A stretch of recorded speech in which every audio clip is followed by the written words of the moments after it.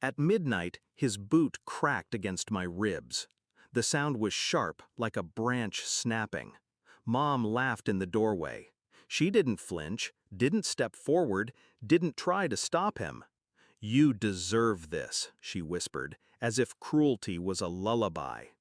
Dad leaned over me, breath sour with whiskey. "Pain teaches worthless kids their place." Worthless.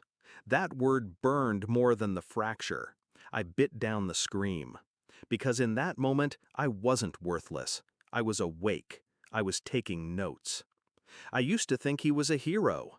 Strong hands, wide shoulders, the kind of man other kids' fathers respected. He carried me on his back once, told me I'd see the world higher than anyone else. I thought Mom adored him too. She'd beam when he entered a room. That was the lie, the stage version. Behind closed doors, love vanished.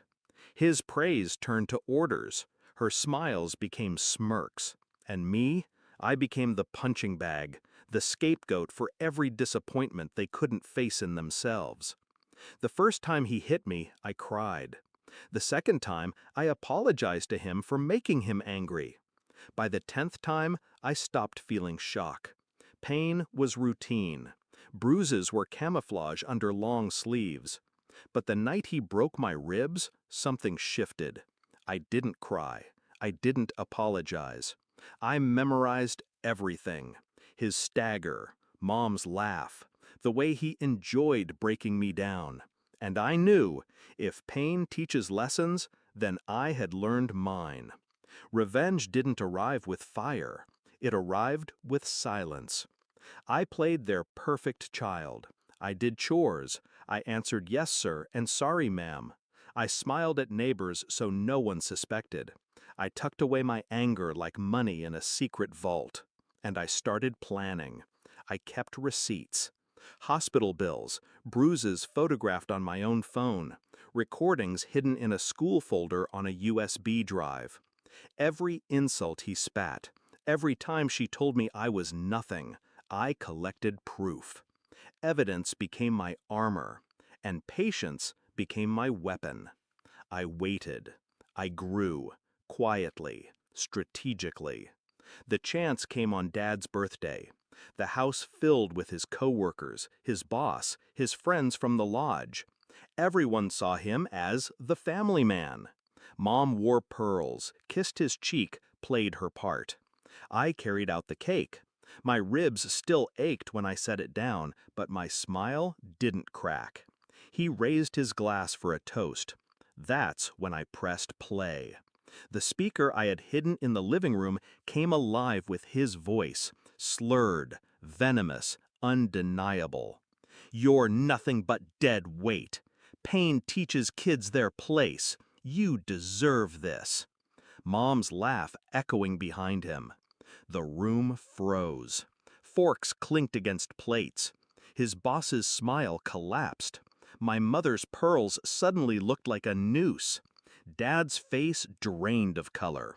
He lunged toward the speaker, but I was already at the door. Calm, steady, watching their empire burn. It wasn't enough. Not yet. The police report followed.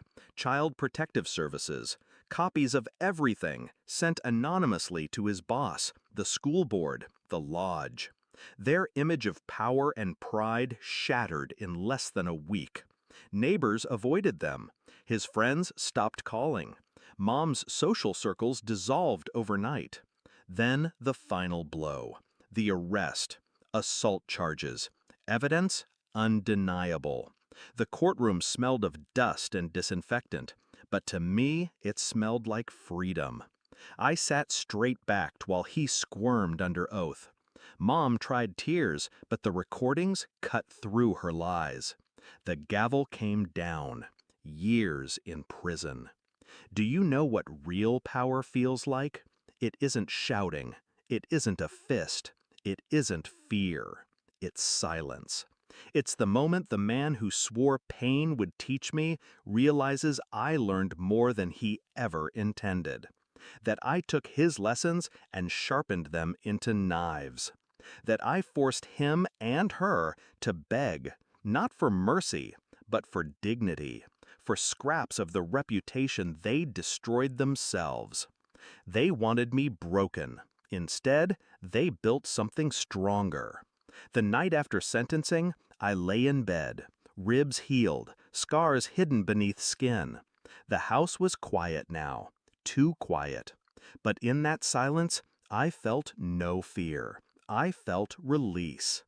I replayed Mom's laugh in my head, not as a wound, but as evidence of how far I'd come.